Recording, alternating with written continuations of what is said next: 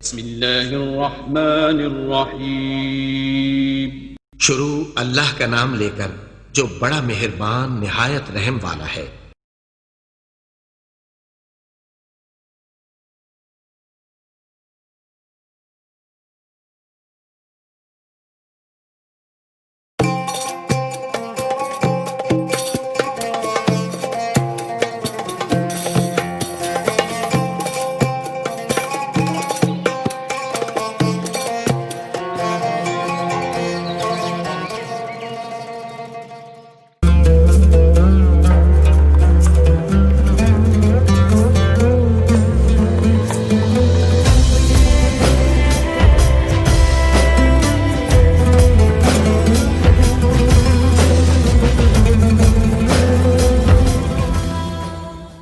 Break کے بعد ہم اپنی خدمت میں حاضر ہیں، اور جیسا کہ میں نے آپ کو بریک پر جانے سے پہلے بتایا تھا کہ آج جو وینسڈے کا دن ہے وہ ہم مخصوص انشاءاللہ کریں گے ادب کے نام، اور آج کے جو پوئٹ ہمارے ساتھ جن کے بارے میں ہم تذکرہ کریں گے، جن کو ہم خراج تحسین پیش کریں گے، وہ میر انیس ہوں گے، اور ہمارا آج کا ٹاپک رہے گا خدائے سخن میر انیس.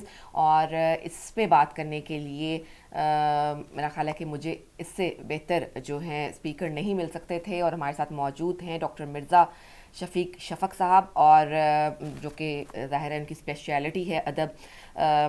ہم ان سے بات کریں گے. اور السلام علیکم. وعلیکم السلام.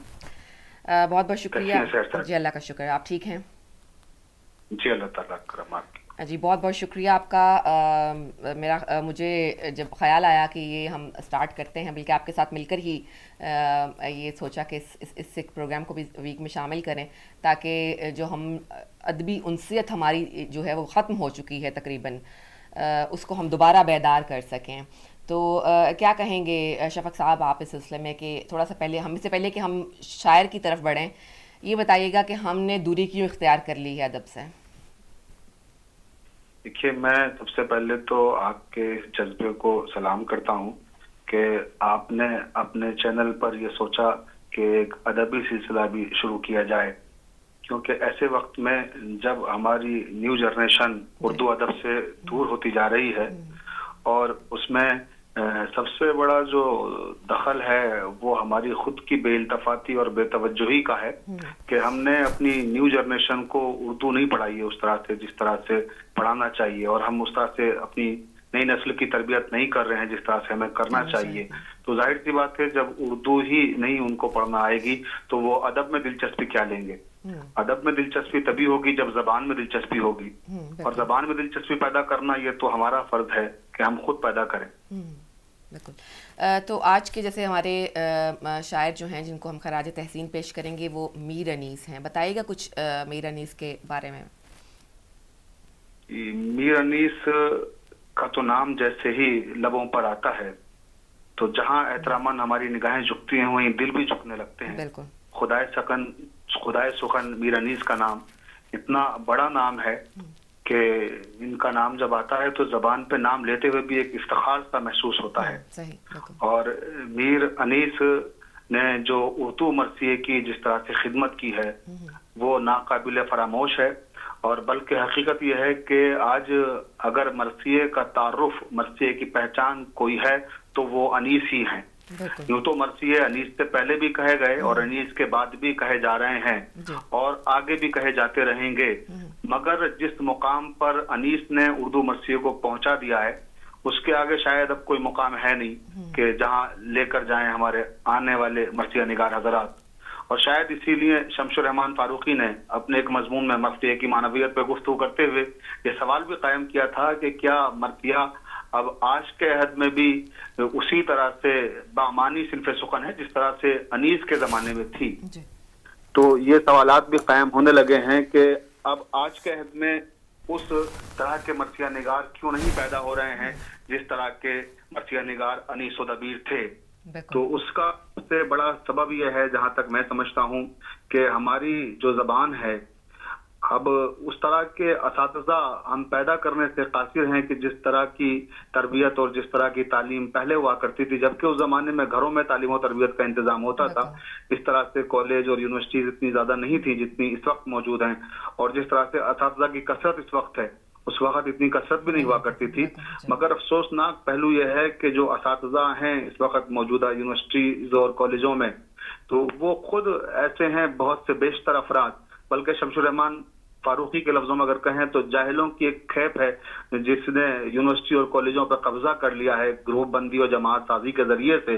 تو نتیجہ یہ ہے کہ وہ خود آج کے زمانے میں مرزا محمد رفیع سودا کا قصیدہ اور میر انیس اور مرزا درویش کے مرثیوں کی صحیح قرأت تک نہیں کر سکتے ہیں. وہ یہ نہیں جانتے کہ مخاطب اور مخاطب میں کیا فرق ہے، سحر اور قہر میں کیا فرق ہے، اقدام اور اقدام میں کیا فرق ہے، مہر اور مہر میں کیا فرق ہے.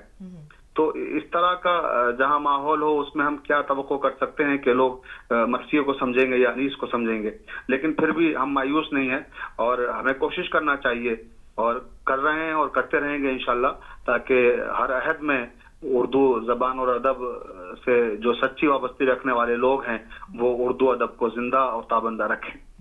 اچھا شفیق صاحب، یہ بھی ہے کہ جو 10 دسمبر کو یوم وفات ہے میر انیس کا، بھی 2 دن گزرے، تو کیا اب ایسا نہیں ہوتا کہ ان اتنے اعلیٰ پائے کے شاعروں کے یوم ولادت اور یوم وفات کو یاد رکھا جائے، اس کے لیے کوئی ادبی جو ہے ایک محفل منعقد کی جائے؟ ایسا ہوتا ہے ابھی کچھ جگہوں پر؟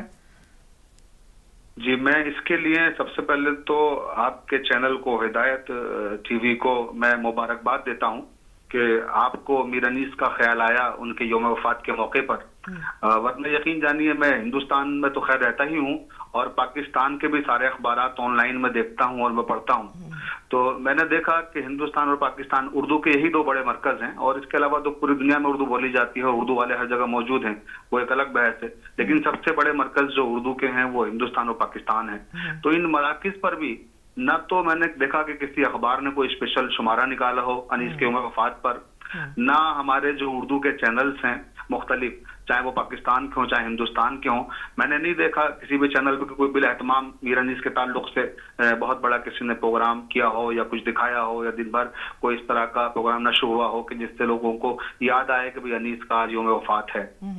تو یہ بڑی افسوسناک صورتحال ہے کہ جب ہم اپنے ان شعراء سے غافل ہیں کہ جن کی وجہ سے ادب ہے، جن کی وجہ سے ہماری تہذیب ہے، جن کی وجہ سے ہماری ثقافت ہے، تو اگر ہم انہی کو فراموش کر دیں گے تو پھر ظاہر سی بات ہے وہ مردہ قوموں میں شمار ہوتی ہیں، وہ قومیں جو اپنی ثقافت اور اپنی تہذیب سے منحرف ہو جائیں. ٹھیک، بتائیے گا میر انیس کی شخصیت کے بارے میں کہ ان کی کیسے وہ بچپن ان کا، کچھ اگر ان کی حالات زندگی کے بارے میں آپ بتائیں. جی، میر انیس کا تعلق دیکھیے، اگر آبائی تعلق دیکھا جائے گا تو ہندوستان کی جو کیپٹل ہے دہلی، وہ دہلی سے ہے ان کا آبائی تعلق. ان کے موری سالہ ہوا کرتے تھے میر امامی موسوی، وہ ایران سے شاہجہاں کے عہد میں آئے تھے ہندوستان، اور انہوں نے دہلی کو آ کے آباد کیا، اور پھر دہلی سے ان کے پھر جو بعد والی نسلیں ہیں یعنی میر حسن وغیرہ، میر زاہد، یہ لوگ پھر یہاں آئے فیض آباد، اور پھر فیض آباد سے یہ لکھنؤ پہنچے. اس طرح سے ایک سفر ہے مسلسل.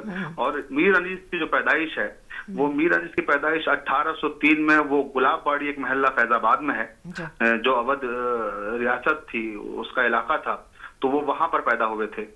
اور 72 سال کی انہوں نے عمر پائی، اور 72 سال کی عمر میں وہ جب ان کا انتقال ہوا ہے تو 10 دسمبر 1874 عیسوی کی تاریخ تھی، اور انہیں کوچہ میر انیس میں جو ان کا مقبرہ ہے اسی میں انہیں دفن کیا گیا، اور وہیں وہ آج ان کی آخری آرام گاہ کے طور پر وہ جگہ محفوظ ہے، اور ان کا شاندار مقبرہ بنا ہوا ہے جہاں دنیا بھر کے ادباء اور شعراء اور حکما اور فلاسفہ آتے ہیں اور مرزا انیس کو خراج عقیدت پیش کرتے ہیں. ٹھیک ہے، تو مرثیے کی بات کرتے ہیں کیونکہ سب سے زیادہ جو شہرت پائی جاتی ہے میر انیس کی مرثیے کے بارے میں. تو کیا ان کی مرثیے جو ہیں، ٹو بی آنیسٹ چونکہ ہم اردو کے اس لیول پر نہیں ہیں، تو آپ یہ بتائیے گا کہ کیا ان کی مرثیے میں کیا خوبی پائی جاتی ہے، کیا خاصیت پائی جاتی ہے، اور کن جو آسپیکٹس ہیں، کون سے پہلو ہیں جن کو واضح کیا جاتا ہے اس میں؟ دیکھیے پہلے تو میں عرض کر دوں کہ میر انیس کو شاعری وراثت میں ملی تھی. میر انیس کے جو والد تھے میر خلیق، وہ بھی بہت عمدہ مرثیے کے شاعر تھے، اور پھر ان کے دادا میر حسن جنہوں نے مصنوی سحر البیان تحریر کی ہے، بڑی مارکت العرب مصنوی اردو کی، اور وہ بھی مرثیے کہتے تھے. تو میر حسن ان کے دادا بھی شاعر تھے، پھر ان کے پردادا میر زاہد وہ بھی شاعر تھے، وہ بھی مرثیہ کہتے تھے. اور آپ نے ایک بیت سنی ہوگی بڑی مشہور ہوئی تھی میر انیس کے مرثیے کی کہ عمر گزری ہے اسی دشت کی سیاہی میں، پانچویں پشت ہے شبیر کی مداحی میں. تو یہ مرثیہ میر انیس نے دراصل اپنے بیٹے میر نفیس کے لیے کہہ کر دیا تھا، مگر وہ بعد میں بات سامنے آ گئی اور پتہ لگ گیا کہ وہ مرثیہ انیسی کا ہے، کیونکہ جو انیس کا لفظی نظام ہے، جو ان کا ڈکشن ہے، اور جو ان کا اسلوب ہے، اور جو ان کا طرز ہے، وہ ساری چیزیں وہ خود بخود نمایاں ہو جاتی تھی. تو یہ بات کھل گئی تھی بعد میں. تو پانچویں پشت انہوں نے وہ بیٹے کے لیے کہا تھا، ورنہ 4 پشتیں ان کی یہ اس سلسلے میں تھی مرثیے کے حوالے سے شاعری کے میدان میں جو سخن سازی کر رہی تھیں. تب میر انیس نے مرثیے کا آغاز جب کیا ہے تو یہ بھی عرض کر دوں کہ میر انیس نے شروعاتی جو ان کا عہد ہے وہ مرثیہ نہیں غزل سے شروعات کی تھی. انہوں نے غزل کہنا شروع کی تھی، اور جب وہ غزل کہہ رہے تھے تو ناسخ ان کے استاد قرار پائے تھے. ان کے والد نے میر خلیق نے انہیں ناسخ کے پاس بھیجا تھا، اور غزلیں وہ کہتے تھے، اور ان کا تخلص حزین تھا. تو ناسخ نے اس تخلص کو تبدیل کیا اور کہا کہ یہ حزین تخلص آپ کا اچھا نہیں لگتا ہے، تو اس کو انیس انہی نے ہی دیا، ناسخ نے ہی یہ تخلص دیا. اور ناسخ ان کے استاد تھے. لیکن کبھی کبھی ایسا ہوتا ہے کہ استاد پیچھے رہ جاتا ہے اور شاگرد بہت آگے چلا جاتا ہے. تو شاعری کی دنیا میں آج ناسخ کا خود اپنے آپ میں ایک بہت بڑا مقام ہے، بہت بڑا درجہ ہے ان کا، اور خصوصاً اصلاح زبان کے حوالے سے ان کی خدمات کو کبھی بھی فراموش نہیں کیا جا سکتا. مگر اس سب کے باوجود آج جتنی بلندی پر انیس ہیں شاعری کے حوالے سے، انیس کا نام جس عزت اور جس احترام کے ساتھ لیا جاتا ہے وہ کسی دوسرے شاعر کا مرثیے کے حوالے سے نہیں لیا جاتا ہے. تو انیس نے مرثیے کو اپنا میدان بنایا، اور مرثیے جب کہنے شروع کیے تو پھر غزلوں کی طرف سے بالکل منحرف ہو گئے، اور پھر انہوں نے غزلیں کہنا بالکل ترک کر دی تھی ایک طرح سے. لیکن یہاں میں یہ بھی عرض کرنا چاہوں گا کہ اگر آج میر انیس کا شمار اردو کے عظیم شاعروں میں ہوتا ہے تو اس کی وجہ یہ نہیں ہے کہ انہوں نے کئی لاکھ اشعار کہے ہیں تو اس لیے وہ عظیم شاعر ہیں. لاکھوں کی تعداد میں اشعار کہنے والے بہت سارے شاعر مل جائیں گے آپ کو مختلف زبانوں میں، اور دوسری زبانوں میں بھی اشعار کا بڑا ذخیرہ ہے، اور بڑے اہم شعراء گزرے ہیں اس طرح سے جنہوں نے بڑے تعداد میں اشعار کہے. لیکن انیس کا جو کمال ہے وہ یہ نہیں ہے کہ انہوں نے بہت زیادہ اشعار کہے. انیس کا کمال سخن یہ ہے کہ انہوں نے اپنی ذکاوت اور ذہانت سے مرثیے کو زبان و بیان کا اعلیٰ نمونہ بنا دیا، اور انہوں نے مرثیے کو اس مقام پہ پہنچا دیا زبان کے اعتبار سے، لسانیات کے اعتبار سے، کہ آج اردو شاعری ان پر فخر کرتی ہے. اور زبان کے معاملے میں وہ بہت محتاط تھے. کبھی کبھی وہ اپنے باپ کے حوالے سے زبان پہ فخر کرتے ہیں کہ وہ میں خلیق کا بیٹا ہوں، اور کبھی یہ کہتے ہیں کہ اس احاطے سے جو باہر ہے وہ بیرونی ہے، یعنی اپنے گھر کی زبان سے باہر کی زبان کو بھی وہ بیرونی زبان تصور کرتے ہیں. اور یہ تاریخ میں ملتا ہے اس طرح کے واقعات بھی کہ میر خلیق بھی کہا کرتے تھے انیس سے کہ آپ دوسروں کے مجلس سننے نہ جائیں، اس لیے کہ دوسروں کے مجلس آپ سننے جائیں گے اور دوسروں کا مرثیہ آپ سنیں گے تو کہیں ایسا نہ ہو کہ آپ کی زبان اثر انداز ہو جائے. تو وہ زبان کے معاملے میں بہت زیادہ محتاط تھے اور بہت زیادہ اس بات کا خیال رکھتے تھے. اور شاید کسی نقاد نے، اردو کے بڑے نقاد نے یہ کہا بھی ہے کہ اگر اردو زبان میں قرآن شریف نازل ہوتا تو میر انیس کی زبان میں نازل ہوتا. تو یہ زبان کا اس طرح سے انہوں نے خیال رکھا. اور خود میر انیس نے بھی کہا ہے کہ اللہ کیا نمک ہے کلام انیس میں، دشمن بھی گر پڑے تو زباں پر مزار ہے. سبحان اللہ. یعنی ان کا کلام ایسا ہے کہ دشمن بھی اس کا اعتراف کرے اور وہ مجبور ہو جائے. اور یہ حیرت انگیز بات ہے سحر صاحبہ کہ انہوں نے مرثیے کے میدان میں ہی جوہر دکھائے، جبکہ مرثیہ موضوعاتی اعتبار سے بہت محدود ہے. یعنی کربلا کا ایک مخصوص واقعہ ہے دوسری اصناف کے مقابلے میں، کہ دوسری اصناف میں بڑی وسعت ہے موضوعاتی اعتبار سے، اور بہت سارے انواع و اقسام کے موضوعات ہیں دوسری اصناف کے پاس.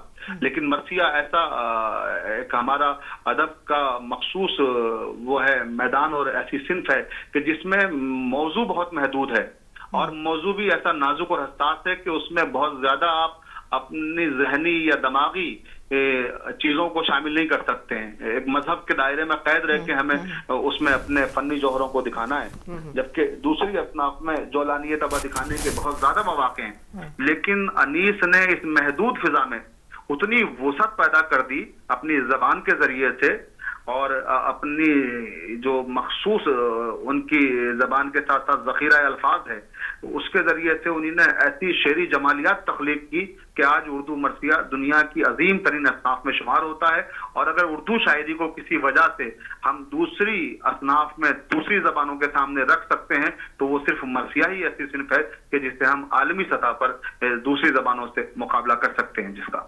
اچھا شفیع صاحب یہ بتائیے گا کہ مرثیے کے علاوہ بھی میر انیس کی اصلاحی شاعری یا تھی کوئی؟ جی میر انیس دیکھیے مصلح قوم نہیں تھے کہ وہ اصلاح کا بیڑا اٹھاتے اور انہوں نے کوئی سر سید کی طرح سے اصلاحی کوئی تحریک نہیں چلائی ہے. میر انیس نے جو مرثیے کہے ہیں وہ خود اپنے آپ میں جیسا کہ میں نے عرض کیا کہ واقعاتی اعتبار سے تو بڑا محدود دائرہ ہے لیکن اقدار کے اعتبار سے لامحدود دائرہ ہے. یہاں پہ تہذیبی اقدار اتنے زیادہ ہیں کہ جنہیں ہم محدود نہیں کر سکتے. مثلا میر انیس کے مراثی میں آپ کو جو عمومی خصوصیات ہیں جن کا ذکر ہوتا رہتا ہے کہ منظر نگاری، کردار نگاری، سیرت نگاری، یہ سب تو اپنی جگہ پر ہے، لیکن اسی کے ساتھ ساتھ میر انیس کے مراثی میں آپ کو اخلاقیات کا وہ حسین درس ملے گا جو آپ کو بھی دوسری جگہ دیکھنے میں نہیں آئے گا. کہ وہ بڑوں سے جب گفتگو چھوٹے کرتے ہیں تو کس انداز میں ہم کلام ہونا چاہیے. اس کے لیے آپ دیکھیں جناب سکینہ کے اور امام حسین کے مکالمے کس طرح سے باپ اور بیٹی میں گفتگو ہوتی ہے، اور بہن اور بھائی کی گفتگو کے تقاضے کیا ہوتے ہیں. جناب زینب اور امام حسین کے مکالمے آپ دیکھیں، اور پھر بھائی کس طرح سے گفتگو کرتا ہے حضرت عباس اور امام حسین کے جو مکالمے میر انیس نے تحریر کیے ہیں کہ کس طرح سے ایک بھائی، چھوٹا بھائی اپنے بڑے بھائی کے لیے کس درجہ دل میں احترام رکھتا ہے، اور کس طرح سے گفتگو کی تہذیب کیا ہے، کس طرح سے وہ ہم کلام ہوتا ہے. تو یہ تہذیبی اقدار ان کے یہاں یہ کوئی انہوں نے منصوبہ بند طریقے سے نہیں پیش کی ہیں کہ وہ مصلح قوم کے اصلاح کا انہوں نے کوئی بیڑا اٹھا رکھا تھا اس لیے انہوں نے اپنے مرثیوں میں اصلاحی چیزیں پیش کی ہوں. وہ تاریخ کربلا کو پیش کر رہے تھے، واقعات کربلا کو پیش کر رہے تھے، جو واقعات کربلا خود اپنے آپ میں ایک اصلاحی پہلو رکھتے ہیں کہ وہاں قدم قدم پر اس طرح کی چیزیں ہیں کہ جن کے ذریعے سے انسان کردار سازی کر سکے، جس کے ذریعے سے انسان اپنی زندگی کو روشن اور منور کر سکے.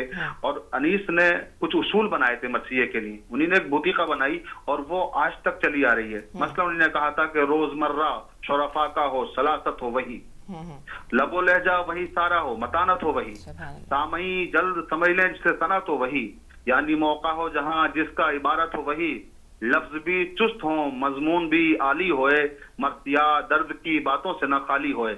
تو یہ ہے مرثیہ درد کی باتوں سے نہ خالی ہوئے. تو جو مرثیے کا ماحصل ہے وہ تو آخری حصہ ہے جسے ہم بین کہتے ہیں. دراصل جو مرثیے کے اجزاء ترکیبی ہیں، چہرہ، سراپا، رخصت، آمد، رجز، جنگ، شہادت، بین، تو جو بین کا حصہ ہے اس پر بھی انیس نے زور دیا. اور یہ کمال تھا انیس کا کہ انہوں نے کبھی بھی جب اس طرح کی گفتگو کی ہے اور جب اس طرح کی باتیں کی ہیں کہ جس کے ذریعے سے حزن و ملال کی کیفیت پیدا ہو، تو وہ کبھی بہت سخت باتیں نہیں کرتے، بہت سخت انداز نہیں اختیار کرتے. وہ جانتے ہیں کہ جو میرے سامعین ہیں اور جن سے میں خطاب کر رہا ہوں یا جو میرے قارئین ہیں جو مجھے پڑھیں گے میرے مرثیوں کو، وہ بہت حساس اور بہت ہی لطیف جذبات رکھنے والی قوم ہے. تو وہ اسی کے اعتبار سے گفتگو کرتے ہیں. لیکن انیس کا جو سب سے بڑا کمال ہے، یعنی بہت ساری خصوصیات ہیں، ان پہ گفتگو کرنا ایک محدود وقت کے اندر ممکن نہیں ہے، لیکن تصویر کشی اور منظر نگاری جسے ہم کہہ سکتے ہیں، وہ انیس کا ایک بہت بڑا کمال ہے کہ جب وہ کسی بھی منظر کو پیش کرتے ہیں تو بے جان تصویروں میں جان ڈال دیتے ہیں. جب وہ گفتگو کرتے ہیں تو ایسا لگتا ہے کہ وہ الفاظ جو ہے جن کا اپنی شاعری میں استعمال کر رہے ہیں وہ زندہ ہو کر متحرک تصویریں ہمارے سامنے بنانے لگتے ہیں. جبکہ غزل میں بھی ایک خصوصیت ہے، پیکر تراشی، وہاں بڑی عمدہ طریقے کی مثالیں ملتی ہیں، مگر جو غزل میں پیکر تراشی ہے وہ اور جو یہاں انیس کے مرثیوں میں منظر نگاری ہے وہ بالکل ایک دوسرے سے مختلف ہے. اور انیس کے ہاں جب آپ ان چیزوں کو دیکھیں اور محسوس کریں، منظر نگاری کے جو مرقع انہوں نے پیش کیے ہیں، تو یقین جانیے کہ حیرت زدہ رہ جاتا ہے انسان کہ یہ کس طرح سے انہوں نے ان کو الفاظ میں ڈھال دیا ہے. اس پر خود میر انیس نے بھی فخر کیا، انہیں احساس تھا اس بات کا کہ میرے اندر یہ جوہر ہے. انہوں نے کہا ایک موقع پہ کہ قلم فکر سے کھینچوں جو کسی بزم کا رنگ، شمع تصویر پہ گرنے لگے آ کے پتنگ، صاف حیرت زدہ مانی ہو تو بہزاد ہو دنگ، خوب برستا نظر آئے جو دکھاؤں صف جنگ، रज़्म ऐसी हो कि दिल सबके फड़क जाएं अभी, बिजलियां तेगों की आंखों में चमक जाएं अभी। सुभान अल्लाह। तो ये उन्हें एहसास था कि मैं इस तरह से, ये जौहर मेरे अंदर है, और वो उस तरह से उन चीजों का इजहार भी कर रहे थे। अगर आप इजाजत दें तो मंजर निगारी के हवाले से बात चल रही है, तो मैं आपको कुछ बंद उनके एक मखसूस मर्सिये के सुनाना चाहूंगा, जो फूला शफक से चरख पे जब लाला ज़ारे सुबह, ये बड़ा मशहूर मर्सिया है मीर अनीस का। और क्योंकि बात हो रही है मंजर निगारी और तस्वीर कशी की, तो आप देखें कि सुबह की मंजर कशी जो करते हैं वो सुबह की मंजर निगारी, यानी करबला के मैदान में यौम आशूरा किस तरह से सुबह हुई, इस एक बात को उन्हीं ने 20 अंदाज में कहा है, बिला मुबालगा। जो उन्हीं ने कहा था, एक मजमून का एक रंग का मजमू हो तो 100 रंग से बांधूं, ये दावा किया था अनीस ने, तो वो उन्हीं ने अपने दावों को सच कर दिखाया है। आप देखिए, मैं अभी ये बंद पढ़ता हूँ और आप देखिए इसी चीज को फिर उन्हीं ने कितने अंदाज में, एक ही मफहूम को, लफ्ज बदलते रहते हैं और मफहूम एक है, और कितनी खूबसूरती से सुबह का मंजर करबला में किस तरह से सुबह हो रही आशूर के दिन। तो वो कहते हैं कि तय कर चुका जो मंजिले शब कारवान सुबह, होने लगा उफुक से हुवेदा निशाने सुबह, गर्दों से कूच करने लगे अख्तराने सुबह, हर सू हुई बुलंद सदाए अजाने सुबह, पिन्हा नजर से रूए शबे तार हो गया, आलम तमाम मतलए अनवार हो गया। ये देखिए, ये करबला में सुबह हो रही है और वो पेश कर रहे हैं इस मंजर को। और अब फिर देखिए इसी चीज को, यानी लफ्ज बदल गए मगर मफहूम एक है, कितनी खूबसूरती से पेश करते हैं। कहते हैं खुर्शीद ने जो रुख से उठाई नकाब शब, दर खुल गया शहर का हुआ बंद बाब शब, अंजुम की फर्द फर्द से लेकर हिसाब शब, दफ्तर कुशाए सुबह ने उल्टी किताबे शब, और गर्दों पर रंगे चेहरा महताब फख हुआ, सुल्ताने गरबो शर्क का नज़्मो नसक हुआ। अब आप देखिए ये सुबह का मंजर कितने अंदाज में पेश कर रहे हैं। फिर आगे चल के कहते हैं इसी सुबह की मंजर कशी को करते हुए कि पहुंचा जो मोहर महर से फरमान अगले शब, गर्दों पे आमलान तैर का हुआ नसब, मुंशी आसमां में अक्सर हुआ तलब, बस जा बचा से उठ गई अंजुम की फौज सब, तासुब फर्द फर्द में बेगानगी हुई, बरखास्त की चरागों को परवानगी हुई।